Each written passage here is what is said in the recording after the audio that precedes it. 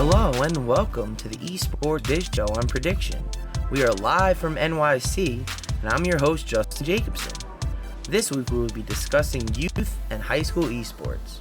Just a disclaimer, nothing here is intended as legal advice as all of the information is for educational purposes only. This week's guest is Jadd Schmeltzer, the esports director at the Center for Educational Innovation.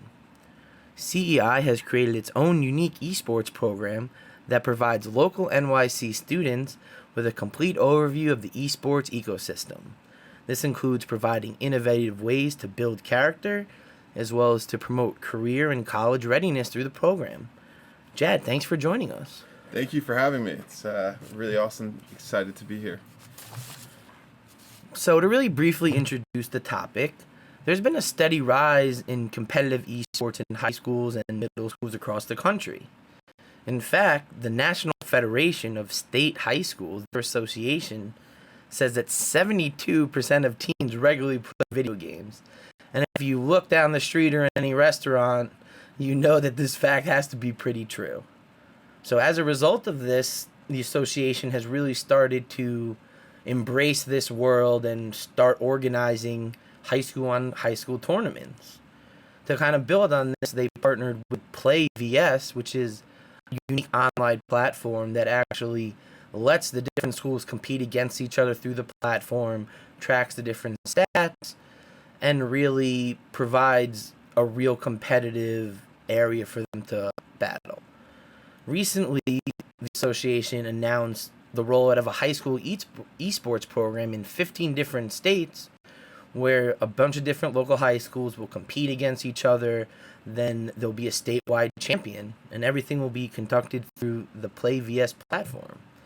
So as we can see, there's really a new shift in youth sports. It's not only the soccer and baseball and Little League and the things that we're traditionally known for. There's now a rise in esports and, youth organized competitions where you have different games, League of Legends, Overwatch, really any competitive title. And now you see the mainstream, especially the school administration, embracing this and making it part of their curriculum and giving new outlets. So maybe you don't play tennis or swimming or hockey, but you could still build teamwork and learn these different unique skills for you to grow in this new environment. So, to kind of talk a little about our guest, tell us a little bit more about your past experience, Jadd. Yeah, so I come from the traditional sports world. I was a big-time athlete growing up. Always played video games as a kid, all the way through high school, college, even in the pros. So I always kind of combined the two worlds and kind of now doing the same thing. So now the only difference is we're using this kind of platform to reach out to kids to kind of teach them and kind of build a new way to get kids involved with sports again from the competitive video game side of things. Interesting. So tell me a little about CEI and their esports program. Yeah, so our program is a multifaceted program that provides opportunities for all students to experience and use esports as a platform to basically acquire critical communication skills, collaboration skills, problem-solving skills, all to make sure that they kind of thrive both in school and out of school as well.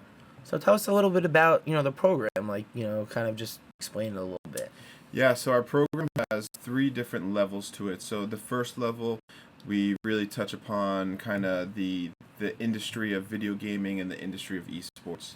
The second level we go into is the critical, the character development and the life skills training of the program. And then how do you kind of do that? Yeah, so we go into different areas of teaching these kids about, teamwork and collaboration, about goal setting, and all these opportunities that you would have experienced playing traditional sports that may not be kind of at the forefront right now when they are kind of playing at the schools. So what's kind of an example? What are, one of these skills that you're trying to help them develop? Yeah, so one of the biggest things that we focus on are our goal setting. So we have the students do daily journals every session. So we really want the students to start understanding what they're doing and why they're doing it. So before they actually get to play, they actually have to write down what their goal for the day is and what their goal is for the camp.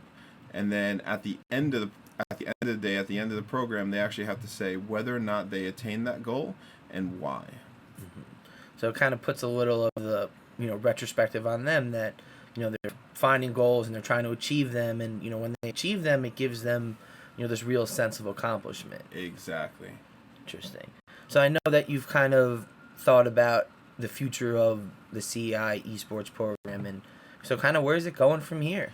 Yeah, so our main focus initially was on middle school students. That's an area that we felt wasn't really, no one was really paying attention to. And we also felt it's a really good stage to kind of introduce the kids to a topic. And, we're in the near future, we're looking to get into the high school scene and kind of bring our program to the next level and take that next step.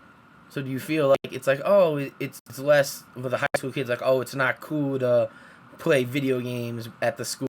Like, it's kind of like that mentality? Exactly. So with the middle school kids, a lot of them are in after school programs. So we actually, they need to stay there. They're looking for programs to do. And with us coming into the school and providing this opportunity, they have a little bit more open mind. So they're excited to be able to play NBA 2K after school and learn more about basketball.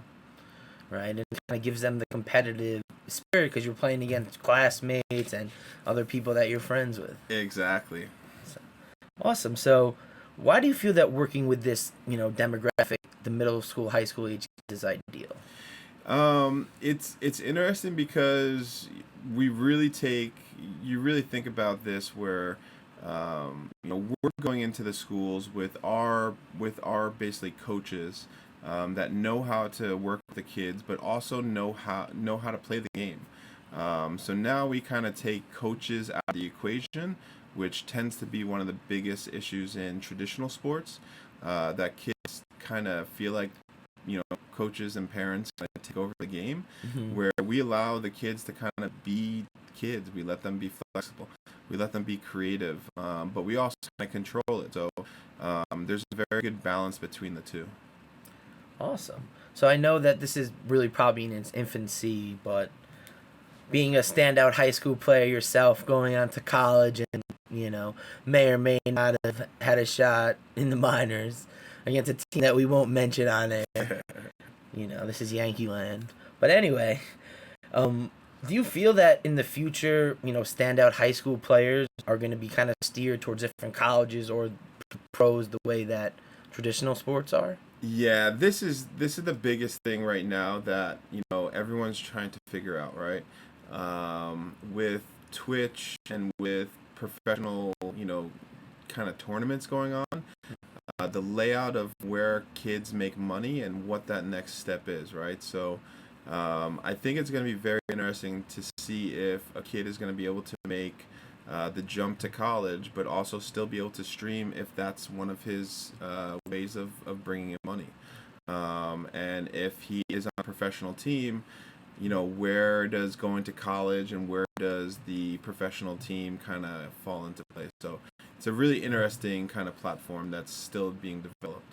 Yeah, I mean, you're kind of bringing up the NCAA issues, and I know a couple years ago there was a skier, Jeremy Bloom, who I think had a big lawsuit against the NCAA because he was a professional skier and wanted to compete in the Olympics. And, you're starting to have, say you're a professional gamer signed to Team Liquid or Immortals, you're probably getting a monthly salary. You may get maybe competing in prize pools or leagues where you're earning income. Yep.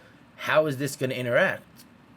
Yeah, it's an interesting one, right? So at the same time, as a professional athlete, you have a requirement to the team, the organization, to be making sure that you're maintaining your skill level, but you're also, committing yourself to college and university and making sure you attain good grades, going to class. So it just comes down to that balance. Cool. So, I mean, how do we kind of make this process better? It seems like it's really in an infancy, and it needs developed from people who have really experienced it on the highest level possible, pretty much. Yeah, I think the biggest thing that we have to truly look at is it comes down to where universities are at for funding the students and what the level of commitment the universities are making the students have. Because at the end of the day, they're student athletes, right? So if you have someone who's making, doing a professional career and being a student and trying to compete on the team, it's a balance that it's going to be a lot for the kid. Yeah, and considering most pros are playing, 12 to 15 hours a day, like they're boot camping from when they wake up to lunch, then from lunch to dinner, and then till Right. sleep. Like you don't have time to write a paper, study for a test, and kind of is there a balancing there?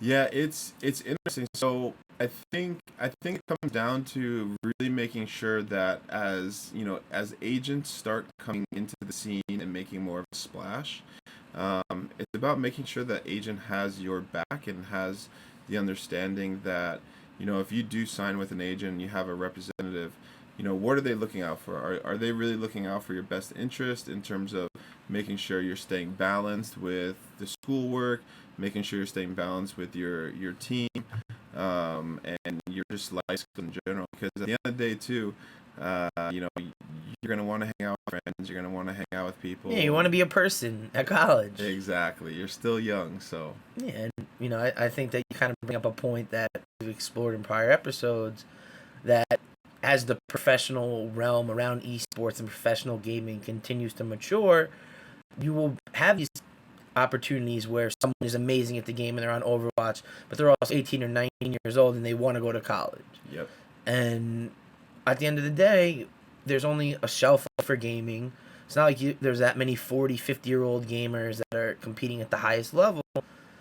So having this educational background, especially as someone who looks at job posts and some of these things, a lot of these esports jobs kind of require a bachelor's degree of some sort.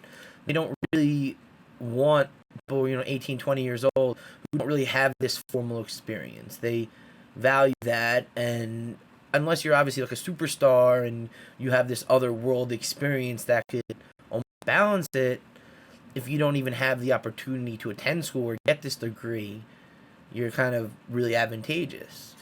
Yeah, and I think too, what a lot of the times people forget is, for me coming from the baseball side of things, I spent 6 years in the minor leagues. I went to Cornell. I focused on my degree, but then I also wanted to take the professional leap and try and make it to the big leagues. It didn't work out. So I had a nice fallback plan with that degree. So it's one thing now that I kind of look back at my experiences from the professional side of things and kind of how things were dealt with some of the other, teammates of mine along the way. So it's a really interesting path now for esport athletes to say there's a lot more opportunities for the athletes to make money from the professional side in esports than, let's say, baseball. So it really comes down to really making sure that you own your own brand, and you're really making sure that you're maximizing yourself and your abilities, which in turns, give you that opportunity of learning these kind of life skills without having to actually go to, an academic university. So it's kind of that hard knocks way of learning. Yeah, I think that you're kind of touching on a point that most people, even top overall picks, surefire players, like this is the best draft pick in a decade, don't always pan out. And if you're a one and done, and you're one and done in the NBA too, like you don't have that many options. It really put yourself in a bad position, and it's really hard to go back at 25, 26 and be a freshman and get into that mindset, especially if you haven't been a real student in since you're 18 or 17 back in high school. It really changes things. So in your opinion, how big do you really think high school and youth esports can become? I think high school can become huge. I think the youth sports is a very interesting approach The more and more that I'm kind of seeing the circuit, I think the middle school level is really where it should be capped at. Just because from a coaching standpoint and from a facility standpoint, at the current time there aren't a lot of gaming centers across the country. Here in New York or in California, in Texas, there's a lot of things that are starting to pop up. Exactly. But in the middle of the country, it's not everywhere. So the accessibility is always going to be the biggest question. But at that high school level, you're going to start to see a lot more influx coming in because of the opportunity with colleges starting to really start to pick up programs. Do you like think that colleges are going to start like, recruiting in, looking at high school programs like, wow, like this kid's amazing at Overwatch, we need him for us?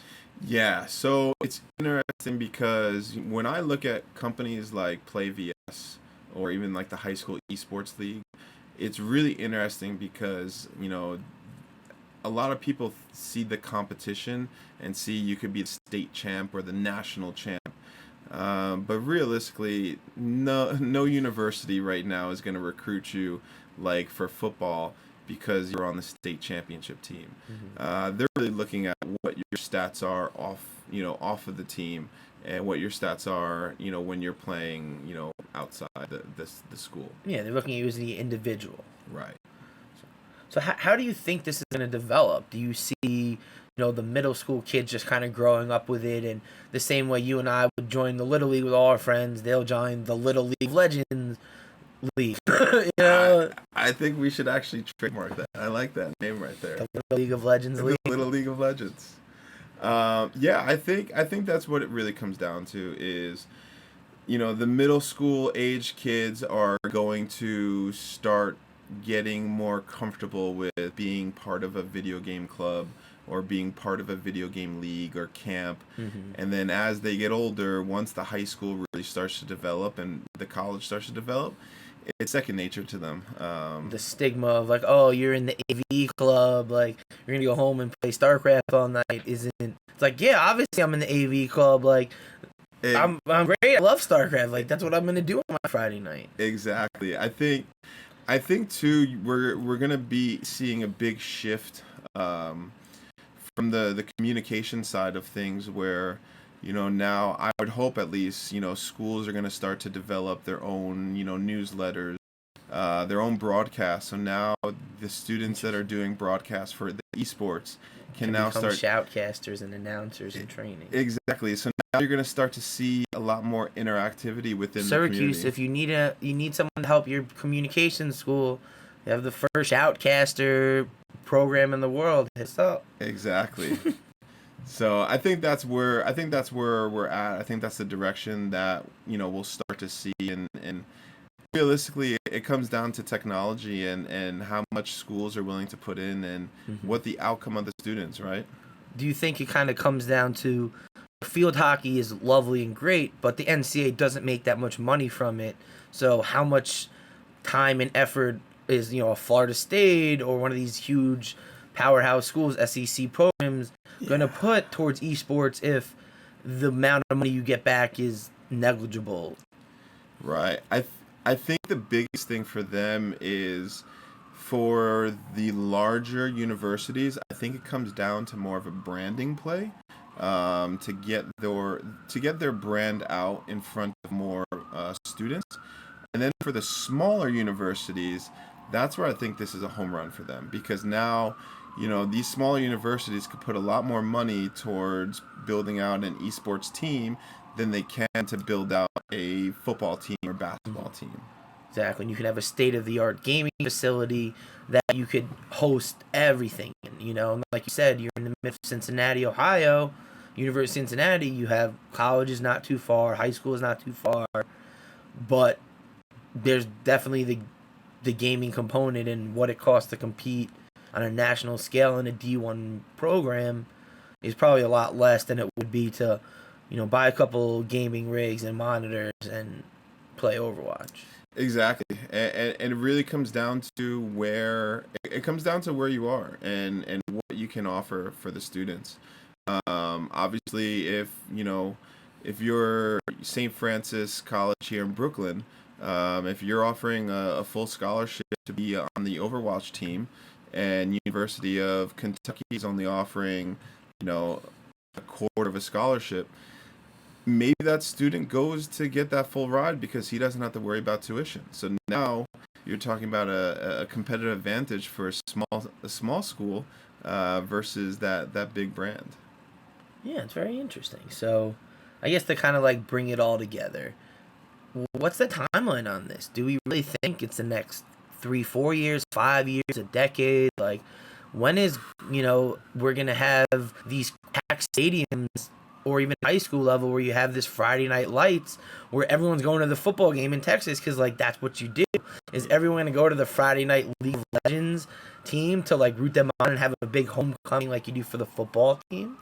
Yeah, I still think we're a little bit ways away. I still think California is a little bit ahead of the curve, especially in Orange County where I was previously at. Orange County is doing a really good job. Gaming it's a very strong community over there, especially with all the developers there. Okay, because of the tech world over there. Yep. So I think over there you'll start to see a lot more things advancing. But here in New York City, I think it's a really big opportunity. I think it's a really big market, especially with everything that we have here, all the teams that we have here. Yeah, I mean, I definitely agree. So, just kind of building off an announcement from earlier this week, Prediction is partnering with CEI to raise funds for its esports program. It's part of Giving Tuesday. CEI will be hosting a charity event on December 3rd in New York City at OS to help benefit the center. So, if you can come out, definitely come out. Opens at 6 p.m. on Tuesday, December 3rd. And if not, feel free to visit bit.ly/CEI Esports for more information or to donate. Because at the end of the day, we're all trying to help, build for the future. So, Jadd, I just want to thank you so much for coming on the show. This was, very insightful and really kind of showed us a whole nother angle of everything. Awesome. Thank you for having me. So thanks again, everybody, for tuning in. Make sure you follow me on Twitter, JustinJESQ. Make sure to follow Prediction Esports on Twitch and Twitter. And check out Apple Podcasts for all of our past episodes. Thanks and have a great night.